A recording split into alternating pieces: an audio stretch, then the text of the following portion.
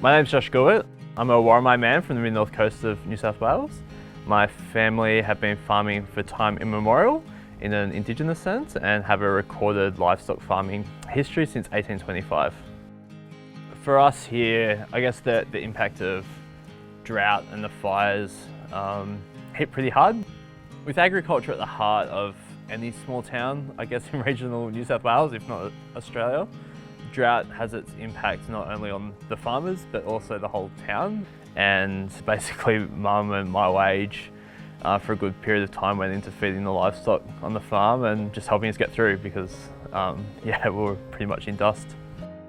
The impact of drought and fires in more recent time on our farm has been quite stressful for me and my family, particularly my dad was struggling during the drought. I think as the drought and combination of fires kind of built up, we could see that he wasn't doing as well as what he thought he was going.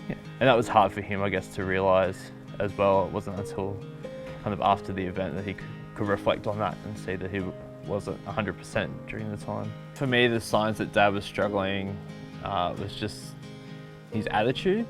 You could tell he was down pretty clearly. He didn't want to go anywhere, didn't want to come out and lend a hand, which is what he always does. And you could just tell he was quite off. He wanted to sleep all the time, stay at home, and not engage in activity that he normally would. Just trying to drag him away from the farm to look at other landscapes was really important. So getting him to drive over to our house and just see the impact of drought over there, getting him to talk about what he was seeing and be able to see where you are in reality to the whole picture. I guess that provided a case that other people were struggling as well, that you weren't just alone in all of this.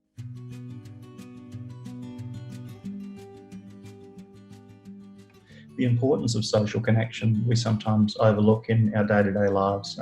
We think about the basics of health, like we think about diet and exercise and, making sure that we're keeping those things good. But really, social connection is actually equally as important, whether that's just a telephone call or dropping by. But that can have a huge impact on someone's overall well-being if they're isolated. So it's usually unlikely that the first person that anyone will talk to is a doctor or me or a mental health clinician of any variety. Usually it's people they know first. If we can equip people that are the first line of support, what that means is that people are going to get better support in the first instance, but it also means that they're also going to know how to assist people further in terms of linking them in with service. And if we're talking about supporting others, what I'd really recommend people do is that they really focus on the specifics. So, I've noticed that you're not sleeping so well lately. Really point out what you've noticed. And after that, it's really make sure that you're listening to understand at that point,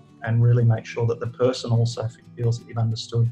We really do need to be able to reach out for help when we need to, and that's really important because everyone is in that point at some point in their lives, whether it's practical or with mental health or with a physical health condition. We all need someone else's help at some point. I guess the biggest thing I saw with other farming friends was just closing up, not wanting to talk about what was going on. Farmers always talk about the weather, and it was pretty obvious when they weren't even wanting to talk about that things weren't right. So I think people felt quite stuck where they were and just couldn't see any solutions of how they were going to get through the next little while. I think for me, you've got to acknowledge that there's a problem. Just by having a chat with somebody is better than trying to bottle it up. And whether it's just a yarn over a cuppa or at the sale yards or out for coffee one day, all of that compounds in the ability for somebody to give you support and to acknowledge where you're at.